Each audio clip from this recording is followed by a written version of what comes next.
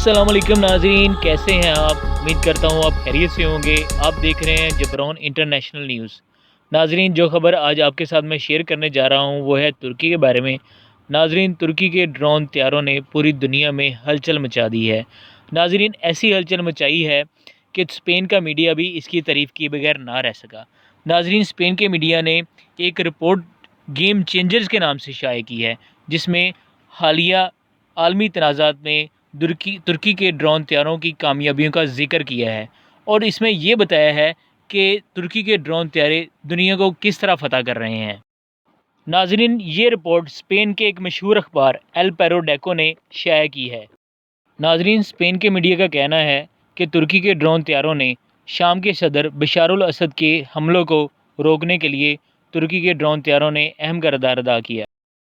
और नाज़रीन, दूसरी तरफ तुर्की के ड्रोन त्यारों ने लीबिया के जंगजू खलीफा हफ्तार को जंगबंदी मुआहदा करने पर मजबूर किया। नाज़रीन, रिपोर्ट के मुताबिक लीबिया में मौजूद रूस का एंटी एयरक्राफ्ट सिस्टम भी तुर्की के ड्रोन त्यारों ने ही तबाह किया। और नाज़रीन, इसके साथ साथ रूस के जंगी टैंकों, भारी गोला बारूद की मशीनरी को भी इन्हीं जंगी ड्रोन त्यारों की मदद से तबाह किया गया।